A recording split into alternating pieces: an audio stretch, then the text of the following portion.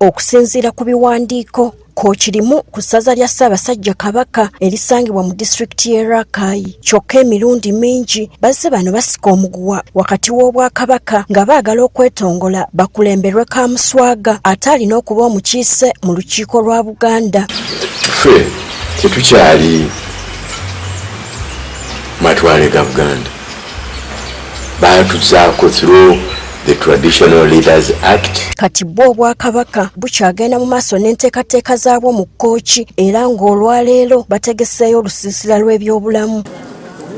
Embeera y'obutakkaanya era ewuliddwako oluvannyuma lw'ekifo ekibadde kirina okutegekebwamu olusiisira luno ate Obwakaamuswaga okutegeeza nga nabo bwe babadde balina okukiteekamu emikolo gya bulungi bwansi we bukeeredde ng'ekifo Obwakaamuswaga bwakitaddemu ddaweema kati Obwakabaka ne busalawo okutwala olusiisira luno ku Kereziya ya St John Church of Uganda mu ggombolola y'e Lwamaggwa. Ab'ekkooki kye twasalawo ebizibu bye tufunye bye tukozesa okukola emirimu Ssaabasajja Kabaka gy'ayagala.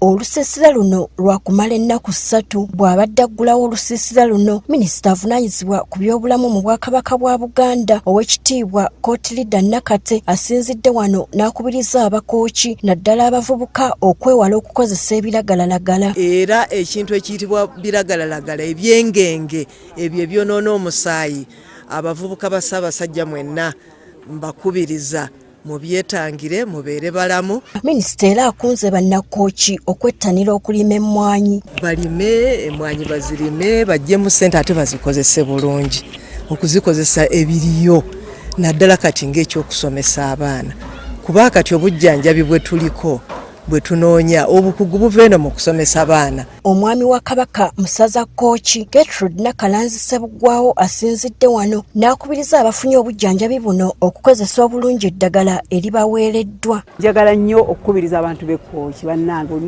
nawe tunaayita n'ofunye eddagala lya Kabaka genda olimire genda olikozese nga bakulagiridde olabe nti otereera.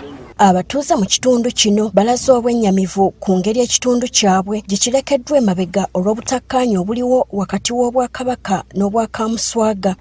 Bonna bandibadde baweereza eri abantu era nga tubeenyumiririzaamu naye bwe wajjamu obukuubagano obuweereza busasika. Kooki yaffe lulinga enteekateeka ya Kaamuswaga nga tannaba kwagala kutukuttula ku Ssaabasajja enteekateeka yali ya waggulu nnyo nga kooki tutambula nga tuli ba waggulu. Okusinziira ku bakulembeze mu kitundu kino tebalinaamu ddwaliro liri ku mutendera gwa Health Center 4 nga kino kitaddewo okusoomooza mu bantu be bakulembera. Nti bannabuyamba twetaagawo Health Center 4 okulabika nga abalwadde baffe basobola okuba nga bakolerako kumpi dhaani okulinnya olugendo genda wa Rakai. Ekyokubiri n'eddagala likyali ttono likyajja kitono eryo eriyinza okukola kati nga kuba kansa n'ebirala ebyo tetulirina. Abafunye obujjanjabi obw'enjawulo basiimye Ssaabasajja ne bategeeza nga bwe babadde n'ennyonta ennene mu by'obujjanjabi. Ngenze nga ndudde nga nalwala obulwadde bwange mbutuufu nga sinaadde ssente ezikola ki ezingulya eddagala eryo naye ngenze ne bankola bulungi n'omwana wange abadde yazimba amaaso ng'eddagala limbuze naye ngenze bampa sirapu nnyingi nnyo nange bampadde eddagala mbutuufu lye nanoonya obwedda. Nebaza Ssaabasajja Kabaka Ronald Mwenda Mutebi olw'okutuwa obuweereza mu ssaza lya Beene ly'Ekkooki.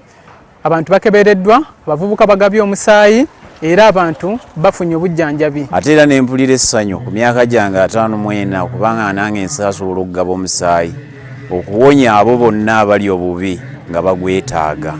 Endwadde ez'enjawulo ze zijjanjabiddwa ssaako n'okuwaayo omusaayi. Gertrude Mutyaba, Agafeeyo ku Spark TV.